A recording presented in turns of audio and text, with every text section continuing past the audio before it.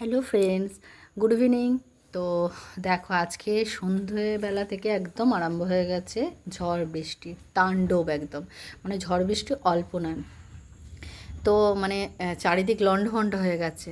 আর এত ঝাপটা দিয়েছে, প্রতিটা জানলার নিচে দিয়ে জল ঢুকে মানে ছিটকে একদম গোটা মেঝে ভর্তি হয়ে যাচ্ছে, এরকম অবস্থা হয়ে গেছে।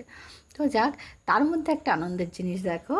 তো আমার ভাসুরের গাছে মানে উল্টো থেকে ভাসুরদের বাড়ি, তো সেখানে আমি আম কুড়িয়েছি কতগুলো, কিন্তু তার মধ্যে পড়েছে তো ঝড়ের এতে ফেটে গেছে। এই যে দেখতে পাচ্ছ, আমগুলোর অবস্থা ফেটে গেছে, সব দু তিনটে আম ফেটে গেছে। পেয়েছি আমি কতগুলো আম বলো তো? একটা, দুটো, তিনটে, চারটে, পাঁচটা, ছটা, সাতটা আম পেয়েছি। এত ভালো লাগছে।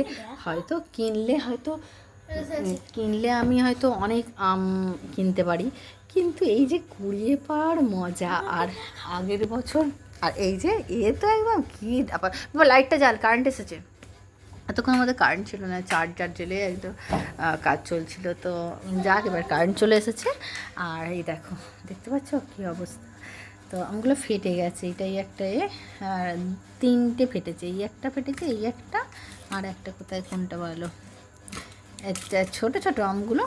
তো যেগুলো মোটা শক্ত হয়ে গেছে অনেক, আর এইগুলো তো ছোট ছোট সাইজ। তো কিন্তু বেশ ভালো লাগছে। তো যাক, আমার আমগুলো একটু হয়ে গেছে। তো আম তেল হয়নি, আমের আচার হয়নি। আর ওবেলা চারটে দিয়েছে, হয়ে গেল, বেশ ভালোই হয়েছে। তো অনেকগুলো হয়ে গেছে। আর আমার কর্তামশাই তো চেঁচিয়ে হাট করে যাচ্ছে, এই ওই সেই। কিন্তু ভালো লাগে বেশ আম কুড়াতে। আর তার আগের বছরে আমার ওই ভাসুরেরই মেয়ে আর এসেছিলো, আর সেই সময় ঝড় উঠেছিল। আর আমগুলো টপা টপ পড়ছে, সেগুলো পাকা আম ছিল, দারুণ লাগছিল। মানে একটা করে কুড়েছি, ধোয়াধুয়ি নেই, বৃষ্টির জলেই ধুয়ে খাওয়া হয়ে যাচ্ছে।